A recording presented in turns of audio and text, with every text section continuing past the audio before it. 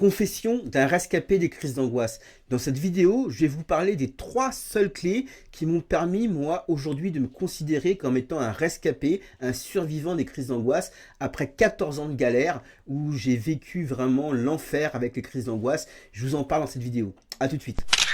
Bonjour, je suis Teddy Atoiri, ancienne victime de crise d'angoisse ou de crise de panique, appelez ça comme vous voulez.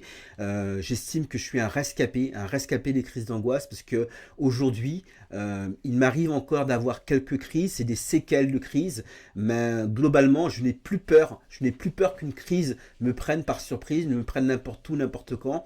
Et cela, ça fait toute la différence parce que vous le savez peut-être, le cercle vicieux de la peur fait que ça engendre des crises d'angoisse. Quand on a peur qu'une crise arrive, généralement la crise se déclenche parce qu'on a un processus d'auto-observation et ce qui fait qu'on se concentre sur le ressenti et ça a tendance à déclencher les crises. Donc ne plus avoir peur, c'est déjà le premier pas. Aujourd'hui, j'ai plus peur qu'une crise me prenne par surprise, j'ai plus peur de prendre le métro, j'ai plus peur de prendre le bus, j'ai plus peur d'aller au restaurant, j'ai plus peur de décevoir entre amis. Aujourd'hui, quand ma femme me dit viens, on va faire quelque chose, on va faire les courses dans un centre commercial, eh ben, j'y vais avec plaisir. Alors des fois, ça arrive que je me sente mal, que la crise prenne le dessus, mais je n'ai pas peur de ça. Et le fait que je n'ai pas peur de ça, ça a commencé déjà à changer beaucoup de choses.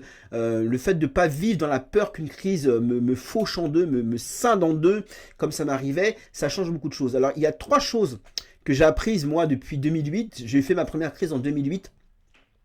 Et de 2008 à 2020, j'ai vraiment testé beaucoup de choses. J'ai testé le psychiatre, on a travaillé dessus, mais on n'a pas résolu les problèmes de crise d'angoisse. J'ai testé la psychomotricienne. Donc avec la psychomotricienne, on a appris la relaxation, on a appris la respiration, on a appris beaucoup de choses. Ça a fait du bien, mais ça n'a pas résorbé les crises d'angoisse. J'ai testé la psychanalyse en pensant que ça venait de moi, que c'était, fallait que je parle, fallait que je parle de mes problèmes. Ça n'a rien résolu. C'était plutôt quelque chose de pas très agréable des séances psychanalystes. Et en 2020, j'ai testé la thérapie cognitive et comportementale, la TCC, avec ma psychoche Alexandra.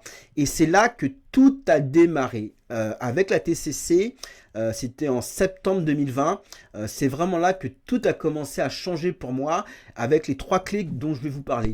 Alors la première clé, c'est la respiration. La respiration, ça va vous permettre de changer votre physiologie, de changer la biochimie de votre corps. Et c'est en passant par la respiration que vous allez pouvoir contrôler la balance entre les pensées et les émotions. Alors on pense souvent que pour combattre les crises d'angoisse, ça passe par la psychologie, ça passe par la pensée, ça passe par les émotions. Mais en premier, ce qu'il faut travailler, c'est la respiration, c'est la physiologie. Alexandra, moi, j'avais commencé à travailler la respiration avec la psychomotricienne. Ça avait commencé à me faire du bien. Je remarquais certains changements, mais ce n'était pas vraiment probant. Et quand Alexandra m'a donné cet exercice, l'exercice de respiration que je vous invite à télécharger plus bas dans cette vidéo avec Panic Killer, quand Alexandra m'a donné cet exercice de respiration, en moins de 10 jours, j'ai vraiment changé, j'ai vraiment senti une métamorphose. J'ai vraiment senti d'énormes changements et après ça a été que la mise en place de cette respiration pour réhabituer mon corps à réagir de la bonne façon quand mon esprit commençait à s'emballer. Et donc quand l'esprit commence à s'emballer, la meilleure chose à faire c'est de respirer. Ça vous le savez, vous l'avez lu un petit peu partout, mais par contre ce qui se passe c'est que le rythme précis de respiration, la fréquence à laquelle il faut pratiquer, ça c'est important. Et je vous donne dans le détail dans Panic Killer. Ensuite, la deuxième clé, c'est la balance entre l'équilibre, entre les émotions et la pensée. Vous savez qu'en contrôlant vos pensées, vous contrôlez vos émotions. Et ça, c'est très difficile à faire quand vos émotions s'emballent. Si vous n'avez pas ce réflexe respiratoire, ça va déclencher des pensées qui vont faire un cercle vicieux, qui vont entraîner des émotions négatives, qui vont se ressentir dans votre corps et qui vont entraîner encore d'autres pensées. Et c'est là que ça déclenche la crise de panique. Le corps réagit à la pensée et les émotions font réagir le corps. Et tout ça s'enchaîne, tout ça s'emballe et c'est très compliqué une fois que ça s'emballe de pouvoir gérer la crise d'angoisse et c'est la catastrophe, on perd tous ses moyens. Et donc pour gérer ces pensées, ces émotions, comme je vous l'ai dit, ça passe par la respiration, mais il y a d'autres techniques. les techniques de restructuration cognitive qu'on parlera également dans Panic Killer. Et moi, depuis quelques années, depuis 2016, j'ai appris une technique qui s'appelle l'EFT, Emotional Freedom Techniques, que vous connaissez peut-être. C'est un système de tapotement sur les méridiens d'acupuncture du corps. Et depuis septembre 2024, donc ça fait à peu près 4-5 mois, on est en février aujourd'hui, donc septembre, ça fait 6 mois. Ça fait 6 mois que je pratique intensément l'EFT avec une thérapeute EFT qui s'appelle Ariane. Et donc, avec cette EFT, on va chercher à dissocier les souvenirs de l'émotion. Alors, je vous en parlerai plus tard dans une autre vidéo spécialement dédiée à l'EFT. En tout cas, cette technique d'EFT de tapping permet de mieux gérer les émotions, permet de se libérer émotionnellement de toutes les choses qui nous tracassent, de toutes les choses qui nous emprisonnent. Et donc, la respiration, la restructuration cognitive, l'EFT, ça permet de lisser les émotions, lisser les pensées et commencer déjà à vous en sortir. Ensuite, la troisième clé que moi j'ai découvert depuis 2008, depuis que je suis sur le chemin de résoudre ces problèmes de crise d'angoisse, c'est le fait d'être dans le ici et maintenant.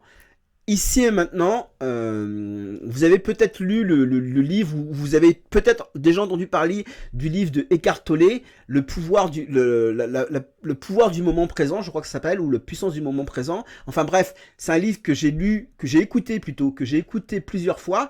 Et dans ce livre, on parle de la puissance d'être vraiment dans l'ici et maintenant. Et dans les crises d'angoisse, dans les crises de panique, ce qui se passe, c'est que soit on anticipe un événement, c'est-à-dire que par exemple, si on doit prendre les transports, on anticipe que la crise va arriver au cours d'un transport, donc on a peur de ne pas pouvoir réagir, on a peur de souffrir, on a peur de beaucoup de choses quand ça arrive, ou alors on est dans le passé, et on se dit que à telle occasion, on a eu une crise, donc on en aura d'autres. Donc être ici et maintenant, c'est vraiment très important.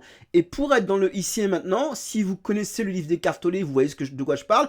Pour être dans le ici et maintenant, il y a ce qu'on appelle la présence, la conscience, l'intelligence infinie. Enfin, appelez ça comme vous voulez. Moi, je n'étais pas croyant. Je ne croyais pas spécialement en une religion.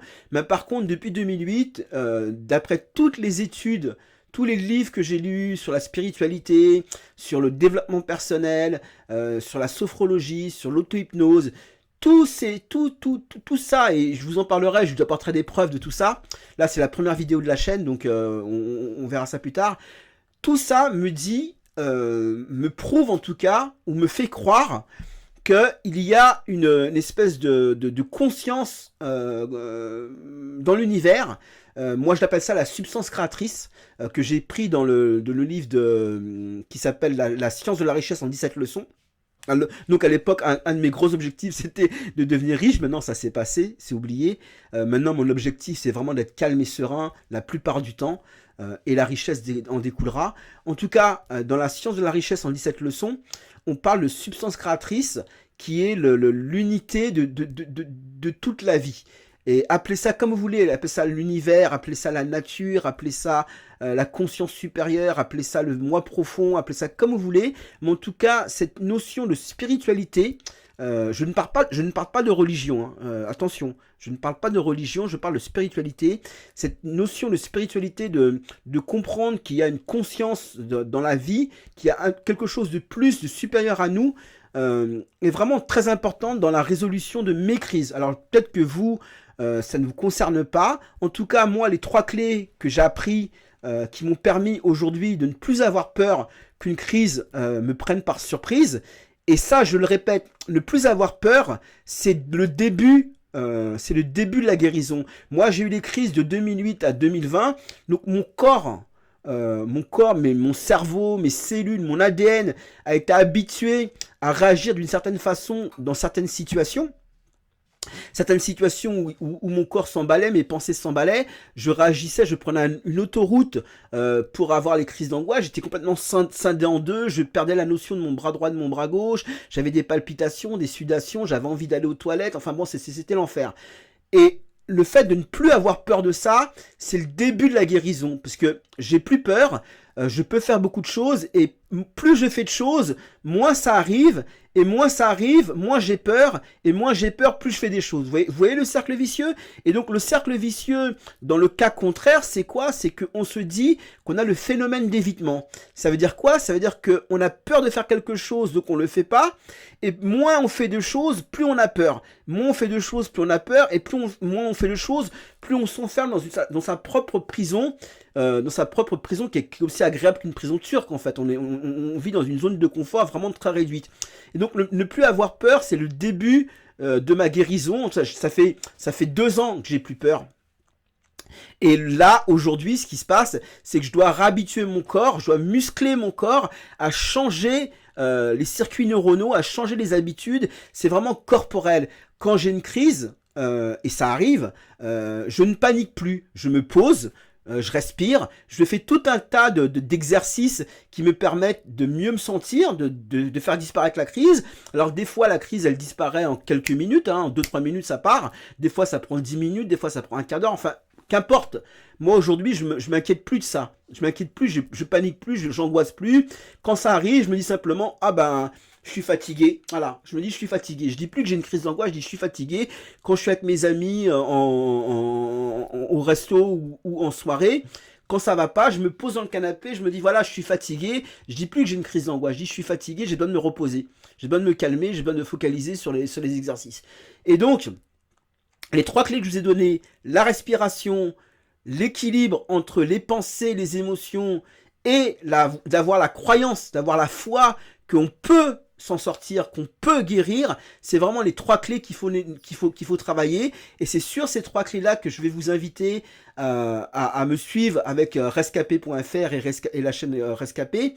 Et pour vous aider vraiment à vous sentir mieux, à ne plus avoir peur, à vaincre la peur, parce que bon, aujourd'hui, moi j'ai des crises, donc je vais pas vous dire de plus avoir de crise, mais j'ai plus peur par contre, donc ne plus avoir peur, vaincre la peur des crises, pour commencer à aller mieux, je vous en parle dans ma formation Panic Killer, que vous pouvez télécharger 1 mois gratuit tout de suite sous cette vidéo, donc c'est 1 mois gratuit, vous pouvez l'obtenir, et chaque semaine, je vous enverrai, moi, tout ce que j'ai appris depuis 2008, tout ce que j'ai mis en place, dans ces 3 clés, la respiration, la restructuration cognitive avec les émotions, l'EFT et tous les outils de pleine conscience, de méditation, de sophrologie pour pouvoir canaliser ces émotions. C'est un gros chapitre, les émotions.